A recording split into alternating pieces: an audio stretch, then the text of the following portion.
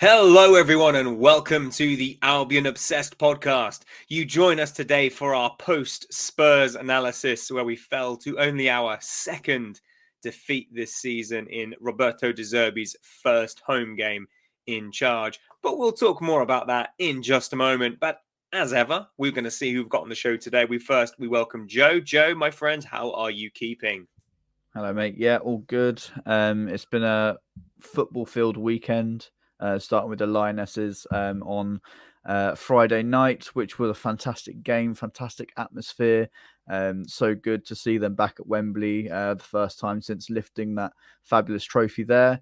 I do also want to give a quick shout out to the person that stopped me as I was walking up the stairs at Wembley and said, "Are you a Brighton fan?" And I said, "Yeah." And she said, "I know that because I watch your podcast."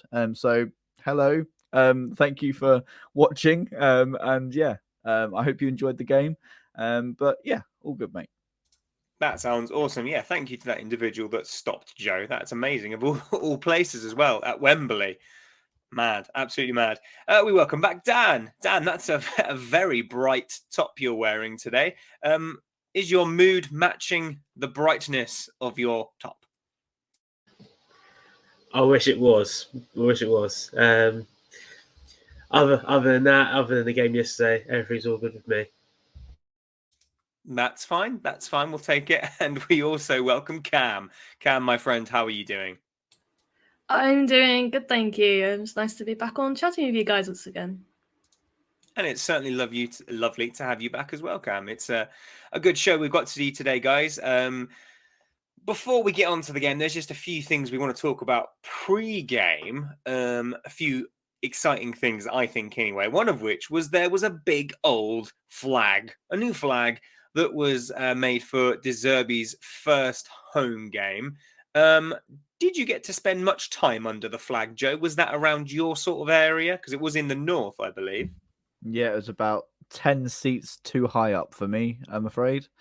So yeah, I didn't get to get involved. I watched from a perspective where I couldn't really see the flag. I know Alfie's designed it and shared it on social media. It's a lovely looking flag, and I've seen all the footage since. So yeah, it was a good effort. I hope that we can get it a little bit closer to kick off next time we use it, so that Roberto De Zerbi can actually see it. But other than that, yeah, it's a good effort, and I want more of these things to try and get the atmosphere going at the Amex and try and make it feel a bit more, ours, because it feels a bit disjointed and disconnected at the moment. So I'm hoping things change. Yeah, and talking of that pre-match Amex feel, Dan, it was, as we've said, Roberto De Zerbi's first game in charge. Before the kickoff whistle, was there a lot of excitement around the game, around the ground, to see the first home game under De Zerbi? I would think that people would be very much interested to see how things go. So obviously, with that first draw with underneath De Zerbi's reign, I think everybody probably were looking forward to the game. I certainly was, because I was saying when I saw Joe, I said to him, like, this could be a good game. We can we've got a good record against Tottenham, so we can probably do quite well, and hopefully that can show underneath as we did against Liverpool. Yeah, I think on the back, Cam, of that astounding result against Liverpool, which we arguably should have won. I mean, there must have been a lot of excitement around the ground beforehand. I think I saw a photo you posted on Twitter of below the flag. So what was your impression of that pre-match mood? Yeah, I think there was kind of an air of excitement. One, because it was our first home game, not just for De Zerbi, but for a while as well. Like, I was actually saying to a mate who I hadn't seen in like a month because he didn't do Liverpool away, and we hadn't been at the Amex for that long for a men's game. So Yeah, I think there's definitely an air of excitement, and it was nice to have the flag come along. I was like right underneath it because I stand just below the big screen in the north, so it came along and then went back again. And yeah, it's a nice touch. As Joe said, it would be nice if it, next time it comes out a little bit later, so the players and De Zerbi can see it. But if it was delayed because I don't know if this is true, because of the whole minute silence for the Spurs coach before the game, and that's understandable. I completely get that. But yeah, hopefully next time we can get out a little bit later, or maybe some other flags. That would be quite interesting to see. Yeah, definitely. I'm definitely on board for more fan-made or fan-designed flags being in and around the ground. Certainly adds to the atmosphere. And it was really nice to see that, a Brighton fan, Alfie, he helped design that, and the team behind that. Massive kudos to you for that, because it looked really cool on the screen that I was watching on. And as you say, Cam, there was a minute's applause for the Tottenham fitness coach, Gianpiero Vetrone, who sadly lost his life. Worked very closely with Conte. Condolences to all those affected by that. There was some positive news on our end, Joe. Your boy, Solly March, getting his 150th Premier League appearance. You're a huge advocate of Solly on this channel, Joe. You weren't here on the last podcast where we had a few comments made about your boy Sol, that I think you didn't necessarily agree with post-match. But how impressed have you been with Solly's Premier League career so far? Yeah, people say that he's not a Premier League player all this time since we got to the Premier League. One of the main reasons we did get to the Premier League, an instrumental part of the Championship team and in and around the squad since he came through from the under-23s, really. And to reach 150 Premier League appearances, what an accolade for him. So I'm so happy for him. And here's to another 50 more and get to that 200, maybe even another 100 more. So yeah, the sky's the limit for Solly. Again, I thought he was energetic and creative yesterday. But we'll get more into that, obviously. And yes, the comments last week did trigger me. I was watching whilst I was editing, and certainly do not agree with yourself, Pete. So if you want to come back on the podcast and we can have a discussion, please feel free to do so. But remember, guys, we at Albion Obsessed are all about promoting that discussion. And we'll have a discussion today about the performance yesterday, but we'll get onto that in a little bit more in a bit. Because, Dan, there was a returning player. Yves Bissouma returns. He's basically been sat on Spurs' bench since joining them. Conte came out and said he wanted to see more from Bissouma, but he started yesterday. What was the feeling in the ground when he came out to do the warm-up? I know that some fans booed when he left the pitch as he was substituted, but generally speaking, what was the reception that he received? I think it was very decent. I kept hearing people around me when I was going around in the saying that he's probably going to score a screamer against us, which luckily he didn't. But yeah, other than that, obviously, I heard the news when he came off. I just thought it was silly because I think he's probably still one of the best players we've ever had at the club.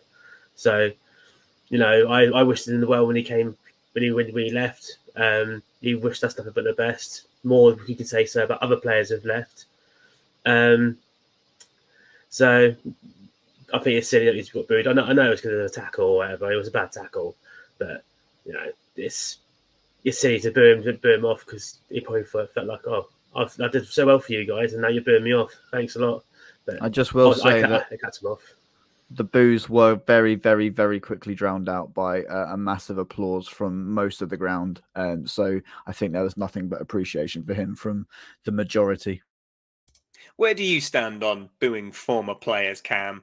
I know that the tweeting Seagull put out that he didn't really see much of an issue with it. For me, I'm very much sort of a similar mindset. I think, Bissouma did give a lot, but, he's an opposition player now. So where do you fall on it? Do you think it is what it is? Yeah, I think I'm probably of the same opinion. I think it is kind of just what happens in football. I was particularly also actually talking about booing because I was also at Wembley with Joe on Friday night, and Megan Rapinoe was getting booed, and I was just saying that that's a bit of a harmless fun because it's a rivalry between England and the USA, and I think I'd be a bit of a hypocrite if I didn't say it wasn't, for this, it was a bit harmless. I was a bit surprised though, because I think, as Dan pointed out, he left in good stead more so than other players that have left, recent times. So yeah, I was a little bit surprised at it, but I personally don't really see a massive issue with it. Though it was nice to see that he did get some appreciation from the fans. He was a very good player for us. It is kind of sad to see him kind of on the bench at Spurs a lot nowadays. It's a shame that with his talent that he largely is. But yeah, I'm a bit indifferent to it. I'm not really that too fussed about it, in all honesty. Yeah, I think I'm inclined to agree with you there. I think you're both right, Dan and Cam, that Basuma did leave. There was no sour taste in the mouth, I think, when he left. But I suppose it maybe gives us an indication of what reaction we might be seeing towards the end of the month. But we'll leave that there for now. One thing I will say quickly about Basuma is I thought he looked really ordinary yesterday. I mean, you guys, your perception of that might be different to me, but I didn't see any of that those driving runs from Basuma. I just thought he looked a bit sort of like, he just looked like do. He just looked like another Spurs player. Like, wasn't special, wasn't wasn't awful. Was in the midfield with Højbjerg and Bentancur, and but we don't really talk that much about opposition players. But yeah, I don't think it was a out of this world performance, or it was just another number for them. Yeah, and I think the only reason I raise it is obviously because we're so used to we have been so used to seeing Basuma running midfields ragged, really getting us up the pitch. And it was a bit disheartening almost to see that had been taken out of his game. But that's his lot now. No longer our problem, I suppose. We've got Caicedo. But we'll talk a bit about Caicedo in a minute, because I think let's start chatting about the game. I think within the first 20 minutes, Spurs were causing us all sorts of problems down in the middle of the park. I think that they overloaded us in the middle. The wing backs were causing us problems. And in the post-match comments, I know I'm kind of skipping ahead a bit here, but De Zerbi himself, in all what he said, I got it wrong. What did you make of that first 20 minutes? Because I think it was the only time in the game where Spurs, to me, looked like an established top 6 team. What did you make of that first 20 minutes for Spurs? Yeah, I agree. They looked really good in those first 20 minutes. You could plainly see that something wasn't right, because they were just kept winning everything and getting up the pitch, and obviously then the goal finally did come. I think obviously the change of formation, I think there was the problem. Came obviously late, because obviously say the first 20 minutes they were dominant. Obviously the goal came in the 22nd minute, so it came with, obviously we did last it that long at least, but obviously now with the formation change at that point, obviously we held on a bit more, but obviously then they sort of sat back. So yeah, it got even more difficult for us to even get anything in the game, and it got very frustrating. Yeah, it was really frustrating to watch. Just quickly, Cam, about those post-match comments from De Zerbi, openly admitting that he got it wrong. Does that endear him to you even more? Do you respect that honesty? Yeah, I really do. I really respect that he was honest in what he thought about the game, and he was honest that he did make some mistakes. You don't see many managers do that, to be honest. You don't really see them put their hands up and say, yeah, I made a mistake. Occasionally you might say it, particularly if it's a heavy loss for a team. But other than that, it's not really there. So yeah, I think I respect him for that a little bit more. And yeah, he probably didn't really even need to say it, to be honest. But, fair play to him that he thought he got that wrong and he was honest enough to come out and say it. So yeah, fair play to him. Yeah, I really appreciated that, because I think there has been times, especially in the more recent past or the most recent present, where things have been decisions have been made at a managerial level or a coaching level that have gone wrong, And sometimes it's just nice to hear someone take responsibility for that. And I respect that a lot. And if anything, I already really liked the guy after the Liverpool game. I like him even more now. So there is definitely no Roberto De Zerbi out energy in this household. We'll talk a bit about other nonsense a bit later. But it was fair to say, Joe, that earlier on that Brighton were losing that midfield battle. Something I've been picking up on, I think, since the first game of the season was that we're not keeping the ball well enough. I think Caicedo and Alexis McAllister were both guilty of being caught in possession quite early on. Do you think that was down to the way Spurs set up, or is that an underlying problem that you think Roberto De Zerbi needs to sort out a little bit? Yeah, I think you find with teams like Spurs an overloaded midfield of Bentancur, Højbjerg, and Basuma, who are all world-class midfielders. And you've got three of them, and in our holding midfield, we've got two. So outnumbered instantly. It's a huge job already in the Premier League to win a midfield battle, let alone against those three players. So I think it's something De Zerbi will have to sort of tweak here and there, but depending on who we're playing and what system we're up against. But he's proven that he can tweak a system 20 minutes into a game. And I feel that's really positive and really promising going forwards. That he's admitted that mistake and has come out and changed it. And we looked better going into half time. It was by no means a lot better, but it was better. So we have to give credit for that. And then second half, things weren't sticking for us. It was so frustrating. And I'm sure the players felt it as well, because around the ground, a loose pass, groans. And I don't want to be this person that sits there and compares the sides of the women's game and the men's game. But at Wembley, there's nothing but encouragement. There's nothing but positivity. I'm sure that gets to the players. If you hear a groan the moment you make one mistake, it's like, come on, guys, like get behind the team. I'm not sure what effect it has on them, but it can't do any good. No, I mean, any psychologist will tell you that positive reinforcement gets far better results than negative reinforcement. But I think, Dan, one criticism that I felt that was justified was, again, I don't want to compare, but in the first 20 minutes at Liverpool, we were all over them. We were 2 goals up. We could have been 3 or 4 goals up. But all that intensity in the opening 20, 30 minutes at Anfield was nowhere to be seen yesterday. Do you think that we paid the price for that lack of intensity in the opening 25 minutes or so?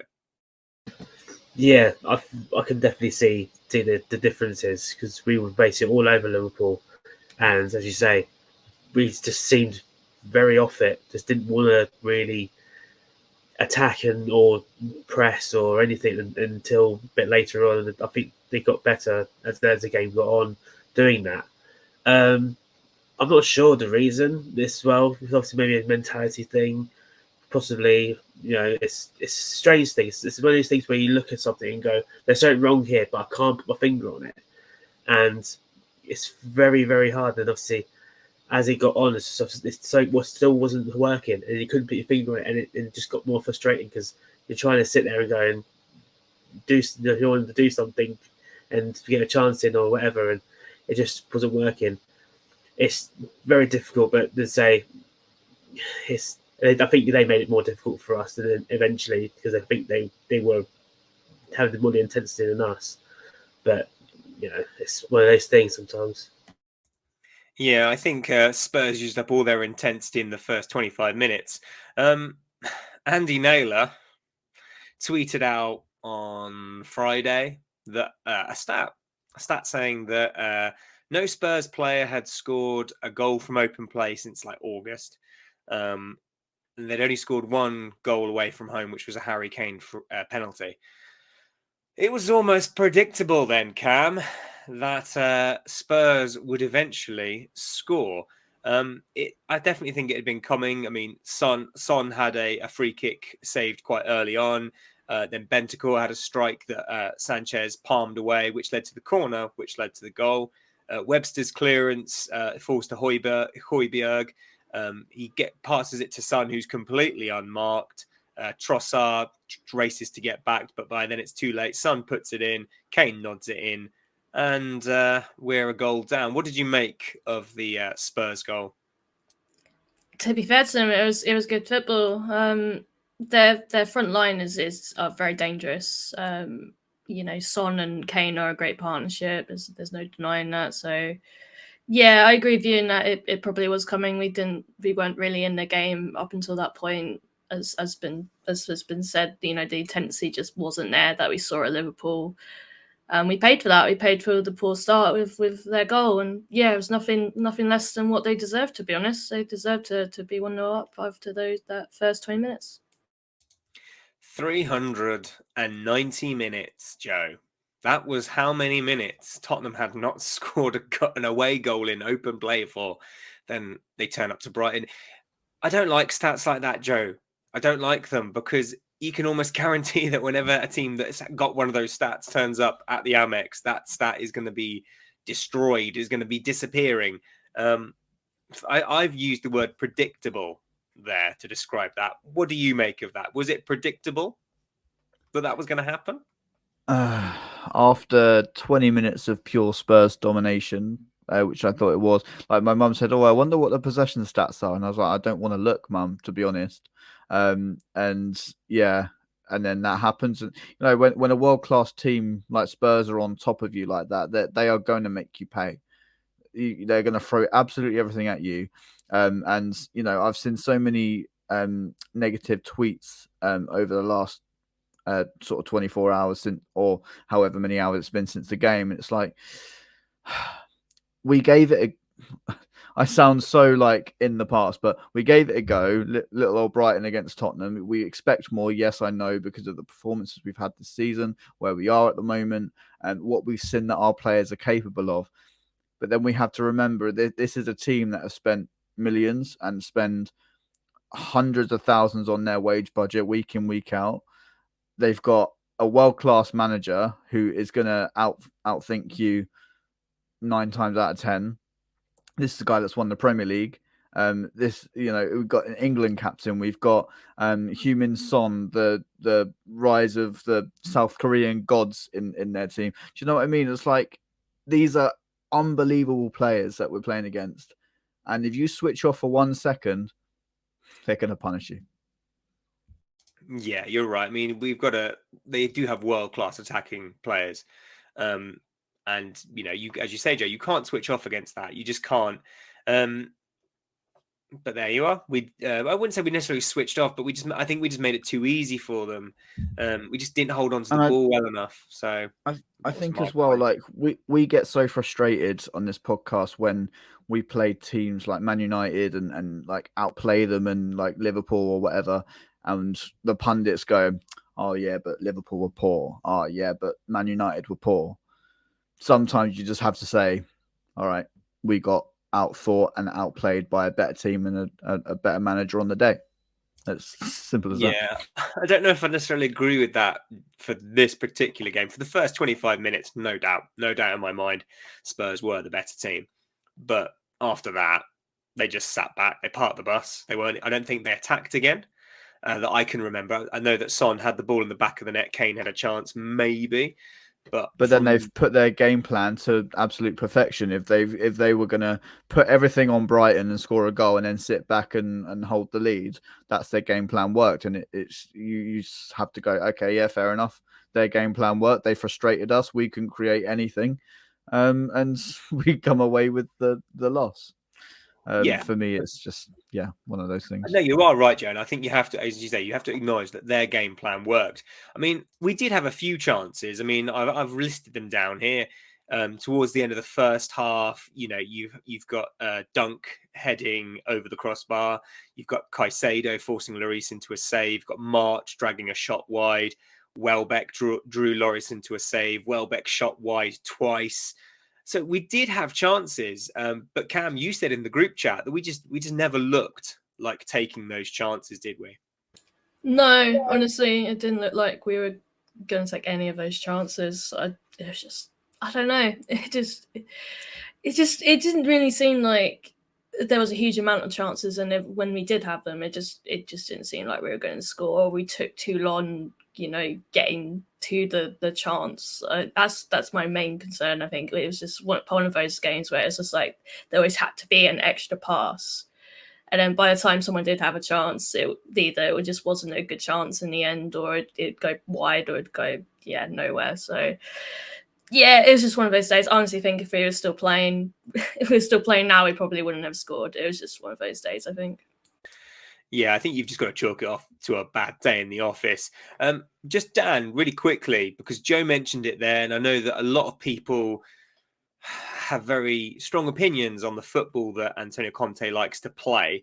For you, I mean, there's no denying it. Spurs were very well drilled. They were fantastic. In terms of their defensive shape, they got everyone behind the ball when they were defending. Tried to hit us on the counter. For you, Dan, is that negative football or is that tactically astute football? It looks negative on the outside because obviously one goal up and then just part of the bus. If that was as Joe said, if that was the game plan, it worked perfectly because I think we sort of played more into their hands as well. Where say with chances, they were doing extra pass here and there, not shooting on side as a shot from there, even though I'm rubbish. You sort of sit there and go, decision making again quite poor. It's just one of those things. I think, as I say, I think there was a game plan then, sort of maybe draw that one, maybe a 1-0. He did say in his conferences after that he was like, "Brighton, it's a very tough place to come because it is for most teams now because under way how he went to Graham Potter, and obviously it's going to be pretty much the same under De Zerbi to get any results from us now, which is great, really." But yeah, just underneath that, I would say it's negative, but obviously, in the same way, it's quite tactical. Obviously, if that was the way he wanted to go into the game was to sort of shut up shop at 1-0, then it worked perfectly. It certainly did. We just couldn't seem to find a way through. De Zerbi ball, the way that I believe, at least my understanding of De Zerbi ball, was very much inviting that pressure in your own sort of final third, and then breaking through that press. But Tottenham just seemed to have an answer for everything we tried. So it was a frustrating game to watch. And I don't think there's really that much more to say about like the game itself, because I think there was a game of few chances. I mean, I've already mentioned some of the chances we had that we just never really seemed to look like scoring. But there was just a few things that I want to discuss, I suppose, moving forward then, instead of dwelling on the performance. Because what I will say is that game last night, I didn't necessarily think that we were dreadful. I didn't think we were particularly good. But I also don't think Spurs were particularly good either. After that first 25 minutes, they just looked bang ordinary to me. So I didn't come out that game feeling that we were the lesser team. I didn't come out that game saying, "Oh yeah, we deserve to lose." I definitely don't think we deserve to win, but I don't think we necessarily deserve to lose. And I think it was just that one chance that Spurs took that we just couldn't. So Joe, there's a few things I want to talk about moving forward. The first one is a man that, again, you've championed on this podcast in the last few weeks, and that is Deniz Undav. Because we were chasing the game, we needed something else up top. I think that, I've alluded to Danny Welbeck having 3 chances. 1 was on target, 2 were off. Were you surprised that Deniz Undav didn't get onto the pitch? I mean, when better to have your chance to show if you're the man to get your team back into a game or to get your team a goal. And it is really frustrating that he's not getting a look in. Somebody screenshotted, I think it was Seagull Social, screenshotted his last stats with USG, and it was like however many games played, however many goals scored. And then for us, he's had 3 Premier League appearances. 1 appearance in the Carabao Cup, scored 1 goal against, I can't remember who it was, Forest Green. Yeah. And he can't get a look in the Premier League. And when things aren't quite working up front, you know that, or you might think that, okay, nothing's going to come from this. So why not put him on with Matoma? Get Matoma up the pitch, which he done absolutely fantastically well yesterday. I thought he was absolutely electric, and how lucky we are to have a player like him come off the bench. And then get Dennis Undav on and use his physicality in the box and push the defenders about a bit and get yourself in and amongst the action and see whether a shot deflects off of you and be the difference. And I just don't feel like he's getting that chance to show that he can be the difference. And it's a real shame. But we're early into the season, so let's hope that he gets a look in the coming games. Yeah, I think it's a hard one, isn't it? Because, there is no doubt that Dennis Undav has got a fantastic scoring record, but a lot of that has been in lower division football.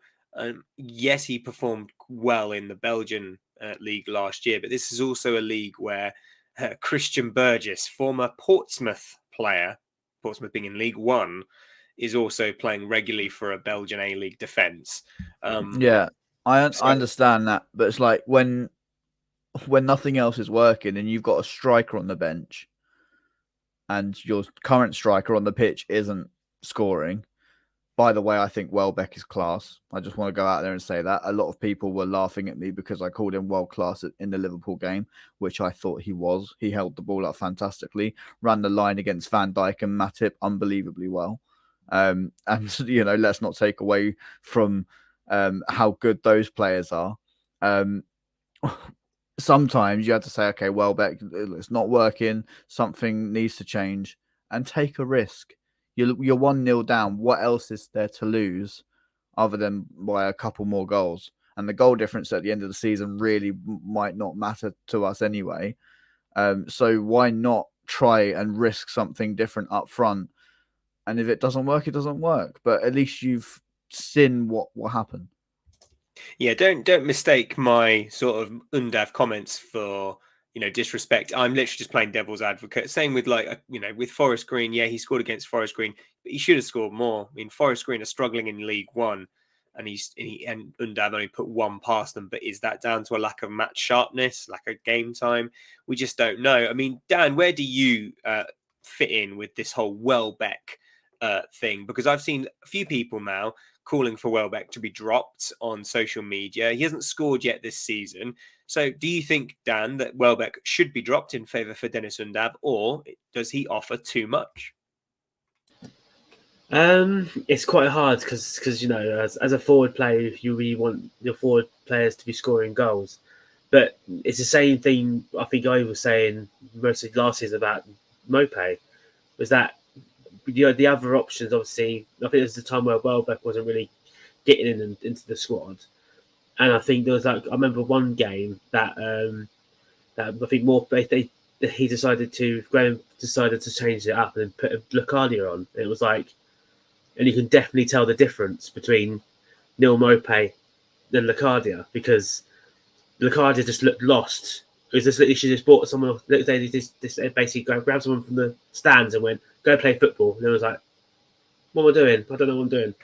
And it's one of those things. It's sort of where it's good to take a risk sometimes, because obviously, what's there to lose?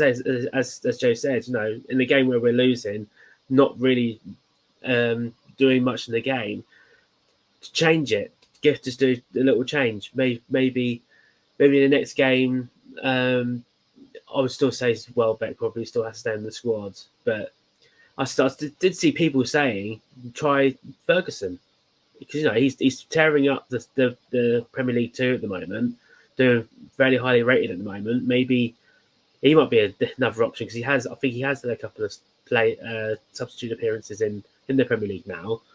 I mean, I was underneath Graham, obviously. But, it's just something to try. Roll the dice. Just try it out. If we're losing 1, 2, 3-0, you just don't know, do you? This player might all of a sudden be one of the best players you've ever had, and you don't know because you're not playing him. I'm just glad I'm not the one with this decision headache. It's Schrodinger's Undav. We just don't know. Cam, where do you see Danny Welbeck? Because I know that you've been quite vocal on Twitter. I wouldn't say defending him because I don't think he needs defending because I think his performances have spoken for themselves. But in your opinion, Cam, should Welbeck be dropped or should he play alongside someone? Because what I did think yesterday was Danny Welbeck was basically up against 3 central defenders. And what's he going to do? 1 man against 3. And you're going to need almost a pinpoint pass to make something of it. So where do you stand with Danny Welbeck, Cam? Yeah, I kind of had a little bit of a moan on Twitter because after the game last week, I saw some people complaining about how he hadn't scored again. And yeah, arguably he probably should have scored twice last weekend and maybe he should have scored yesterday. But I think he offers a lot more to us than just his goals. And I think some people probably fail to see that. Like with him leading the line, he stretches, as Joe said, he stretches defenses really well. He creates space for others. And yeah, unfortunately, yesterday it just didn't work out. And I think that is probably down to how Spurs were set up. And I would have liked to have seen Undav come on at some point yesterday and maybe play up top with Welbeck. I would have quite liked to have seen that. But yeah, I don't necessarily think he should be dropped. I think we should carry on with him in that system. But yeah, I would like to see Undav get a chance. And I think in a game like yesterday where we are chasing the game, we're trying to get an equaliser. Yeah, why not put him on? Why not give him a chance? See if he works well with Welbeck. See if either of them can sneak a goal. And yeah, I was surprised that he didn't get a chance yesterday. But I do think there's a lot more to Danny Welbeck than just his goals.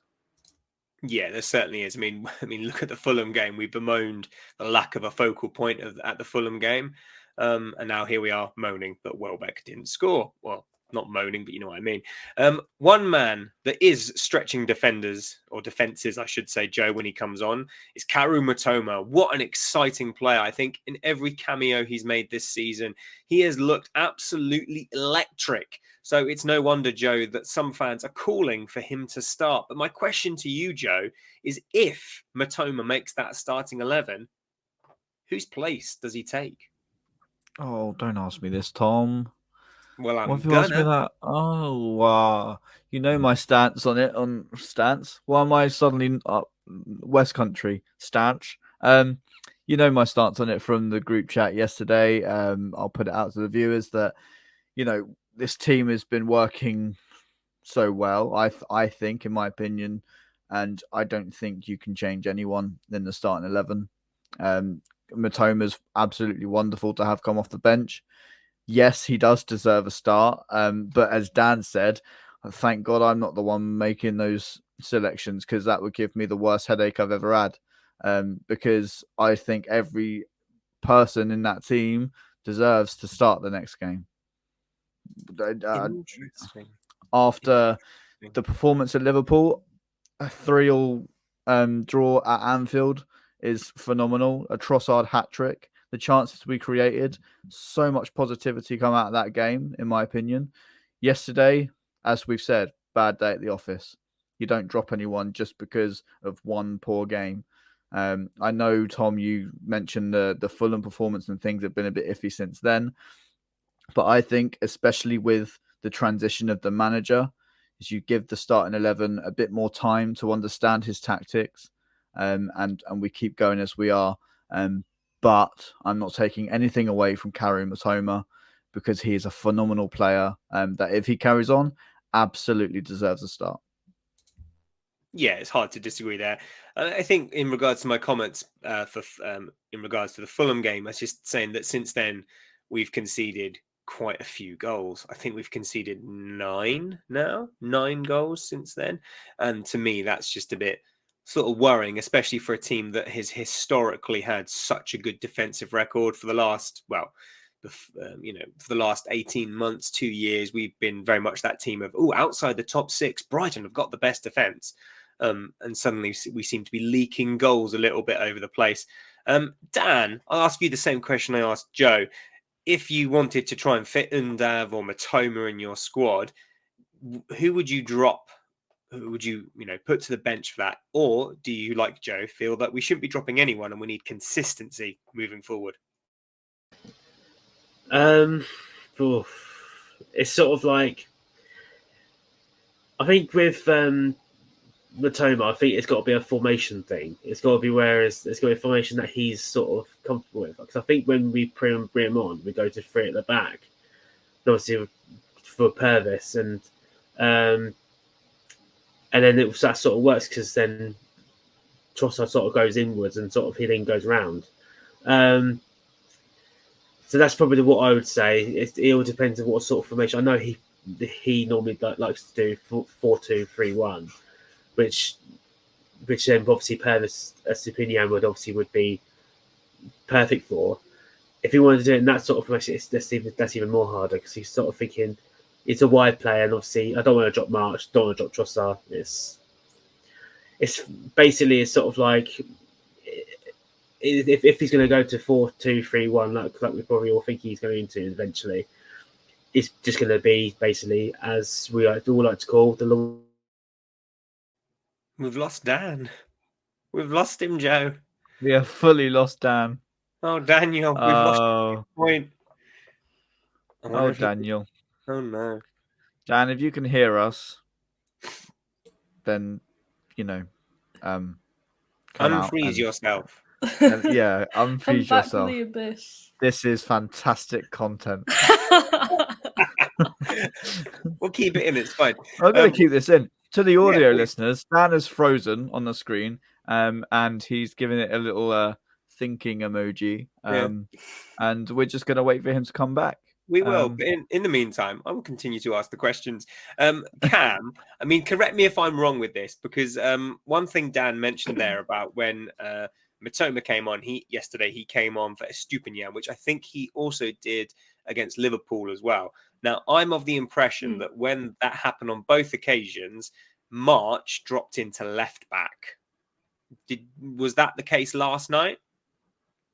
So I think so. I'm wondering then if Roberto De Zerbi, like many managers before him, sees Solly March as a different player entirely, not a winger, as an actual left back, perhaps, because I just don't know. Because he said in his comments that he sees March as a very important player, but I put it on the group chat last night as well. I genuinely think that we will start playing in a more consistent back four. So I wonder perhaps if Solly March might end up playing there more regularly. Joe shaking your head. Joe, your boy Solly, left back, not a fan?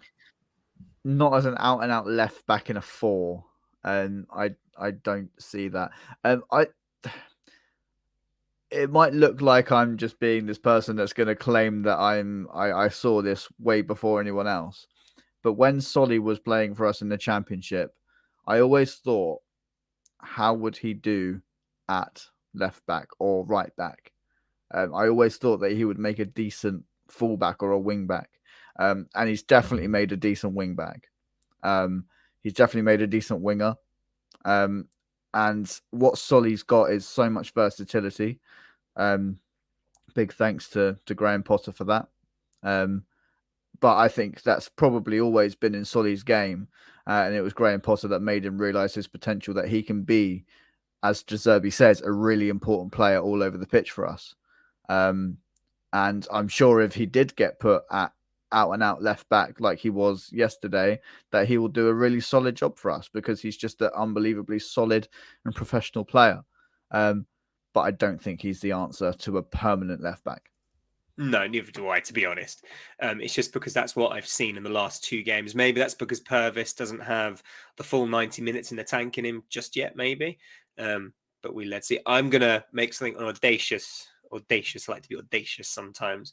And my audacious take this week is that I would drop Pascal Gross. And Joe is raging at me. But Joe, hear me out. I think in the last 2 games, Pascal Gross has not been his usual self. I don't know if De Zerbi ball moving forward, as in the transition from back to front, I don't know if that's too quick for him. I just don't know. There is no doubt in my mind that he is a fantastic footballer. And I'm not calling him to be dropped long term. But for me, if gun to head, and someone said to me, you've got to get Matoma in your starting 11, that's who I'd drop.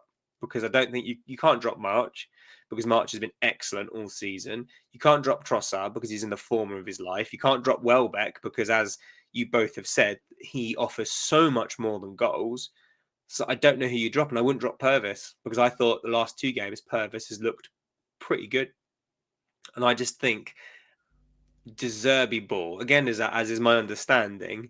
You need that quite, you're pinging it around to the back and then suddenly, bam, you're working through them and you're going to do that at pace. And I just don't know if Gross is, I don't know, at Liverpool especially, it just felt like the game was passing him by at times. But Joe, because you've obviously disagree with me, so I offer you this opportunity to tell me why I'm wrong. Thomas, you say this is based on the last 2 games, yes? This is correct. Okay. Right. It's a bit of a reality check for you, Thomas. In the last 2 games, we've played Liverpool and Tottenham Hotspur. My question to you, Joe, so what? I just don't know if you can judge Pascal's last 2 performances was when you're playing against arguably 2 of the best or top 4 teams in the league. I feel it's incredibly harsh after what he's given us at the start of the season and at the end of last season. There were a lot of doubts when Graham Potter came in whether he would suit Potterball, and he proved people wrong. So, Pascal, if you're listening, which you probably definitely won't be, I urge you to prove that one wrong, please. But I understand your take when you say if you had a gun to your head and you had to drop a player. I understand that because that is a very life-threatening situation, Tom. And for me, if I had a gun to my head, as I said about 10 minutes prior, I would keep the starting 11 as they are. But for me, it would be a Stupinian. But as you say, Tom, maybe he needs more time, and I am very willing to give him that time. For what it's worth, Joe, I would actually go into Brentford unchanged. So let's talk about Brentford then. Why, Tom? Why would you say that and trigger me, and then say that you wouldn't actually change it? Because the people on Twitter want to know what Mitoma has to do to make a start. So the question is, who do you drop? Because I just don't think, I get why people want Mitoma to start because he is exciting, he is electric. But who do you drop? And I don't think anyone deserves. Who do you drop? Oh, God. Come on, get involved. Probably Purvis or Gross. I'm not gonna lie. I think both of you raised pretty good points. I don't know. He's very exciting, and I think, either one of those 2. To be honest, I think anyone else is undroppable at the moment on their form and their importance to the side. Not that those 2 aren't. Don't get me wrong at all. They're equally as important. But if you had to get Mitoma in the starting 11, which I think he probably isn't that far away in all honesty in getting a shot at the starting 11, it'd probably be one of those 2 players, Gross or Purvis for me. But yeah, it's a tough one. It's a really, really tough one.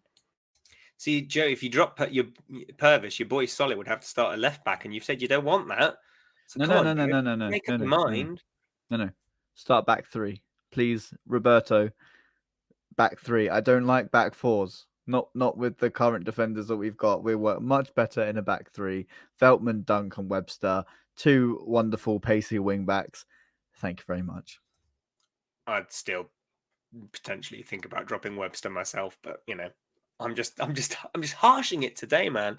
I think that I want a natural left-footed centre back in there. I miss Dan Burn, Joe. I miss him. I miss his left foot. Right, okay. This is getting out of hand. We're now talking about Dan Burn, so let's talk about Brentford. Tom, come on now. I'm getting my weekly Dan Burn reference in there. But no, you're right. Let's start talking about Brentford, because Brentford were on the end of an absolute thumping against Newcastle. So Joe, Dan Burn's Newcastle. Where? Dan Burns, Newcastle. Oh yeah, Dan Burn's Newcastle. Thank you, Joe. See now who's talking about Dan Burn. Joe, is it a good thing that we play them on Friday, or is it a bad thing? Because either they're going to be deflated and we can take advantage, or they are going to want a response. Where do you think? Where do you think our fortune lies there? I think Thomas Frank is a very honest manager. You could say he's a frank manager. Yeah. And they're at home. They're going to want a reaction, definitely. And I think they're always quite decent at home. So it's going to be a really tough test, but a test that comes to us quite nice and quickly after a disappointing home defeat for us. So it's going to be a really interesting game because absolutely no disrespect to Brentford at all, but they are a lesser opposition than what we have just played. And it'll be interesting to see how De Zerbi approaches this because it's no secret that we've struggled against teams that, and again, I don't want to sound entitled, that we should be beating. But it's, as I say, a really good test to see what we're all about and to see if we can have a response as strong as probably what Brentford would want as well. So it's going to be a 0-0 draw, isn't it? Yeah, that will probably be where the bookies' money's going. But no, you're right. We do tend to play better away from home, or we seemingly have done recently. Cam, are you making the trip up to Brentford on Friday? And if, well, regardless of whether you are or not, Cam, would you make any changes for the game? I am going up to Brentford, yes. I'm going up for the game. I probably wouldn't make any changes, to be honest. I don't think De Zerbi will. I'd be quite surprised if he does, considering he didn't make any changes yesterday. But yeah, I think it'll be an interesting game. I think there is that worry that I think Brentford probably will be out to respond after such a heavy defeat yesterday. They have got good players. You know, Ivan Toney is the one to obviously look out for. So yeah, I'd probably keep things as they are and see what happens. And you know, we can rely on players such as Matoma to come off the bench and make an impact, which he's done very well at so far. So yeah, it'd be an interesting game. I think it'd be quite a close game as well, in all honesty. And we should be wearing Hyperturk as well. Let's go. Hyperturk in London. I've got a good feeling about that. So let's do score predictions then before we close the episode. Joe, score predictions for Friday's game against Brentford, please.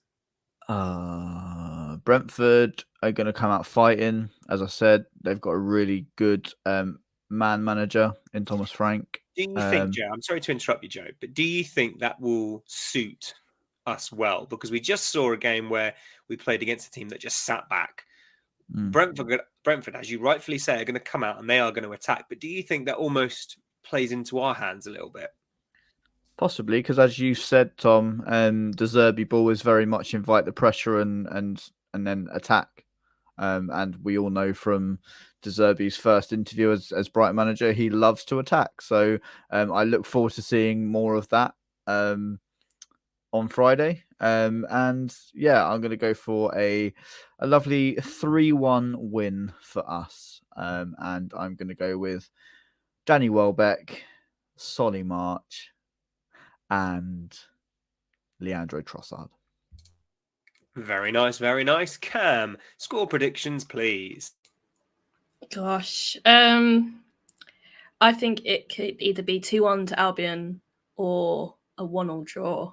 In all honesty, I think it'll be a close one. I don't think there'll be many goals in it, personally. And I'd like Danny Welbeck to break his scoring duck. Hopefully, fingers crossed, and maybe Trossard to get on the bench as well, considering not on the bench, on the score sheet, considering his goal scoring form. Yeah, I think it'll be a very been close revealed. game. Cam would actually drop Trossard. Absolutely not. Yeah, it's going to be a tough one, isn't it? Brentford have just shipped 5 goals, so they're going to want a response. They're going to want to tighten things up at the back. We've been leaking goals a little bit too much for my liking, and I can see that continuing. But I'm going to go the complete opposite direction of you, Cam. I'm going to say lots of goals. I'm going to go 3-2 to Brighton because I think I don't think that we're going to keep a clean sheet, but I think that with Brentford pushing, I think with Brentford wanting to play attacking football, that could suit us very well. So I'm going to go with goals. I'm going to go with a Danny Welbeck brace, because why not? And then Mitoma to come off the bench and get the winner. That's what I'm going to go with. So there you have it. 3-2 to the Albion. And Dan isn't here, but I'm going to predict on Dan's behalf. He said it's going to be 18-0 to Brighton. So if it isn't at him, the Red Sea goal 92, it's not from me. I had just heard a not. rumor that that's what Dan wanted. Yeah, definitely. Crazy man is Dan. And he said that if Solly doesn't score 6 goals in that game, he's going to do something crazy. And get 5 assists. Come on now. We all know that football is all about the goals and assists and nothing else that they bring to the team. So, Solly, get on your bike, mate. Honestly. Exactly, Joe. Exactly that. But that leads us to the end of the episode, guys. Listeners, viewers, let us know your thoughts in the comments section down below. Lots of people have been calling for Mitoma to start, but who would you drop to get Mitoma into that starting 11? Or do you think that the starting 11 should remain the same? What are your thoughts on Danny Welbeck? Is it all about the goals, or does he bring too much to the team to be dropped? And also tell us what you think about Undav. When is he going to get his first start? Let us know in those comments down below. Don't forget also, guys, to leave us a like, a share, and maybe even a subscribe, so you can listen to more witterings and wafflings as we continue our journey through this evening. But this season, that's what I meant to say. Oh, there's some more waffle for you there. But no matter where you are or when you are, guys, I hope you have a wonderful day, evening, night, and we'll see you on the next one. Take care. We'll see you next time. I love Solly much. Joe Bye. loves Solly much.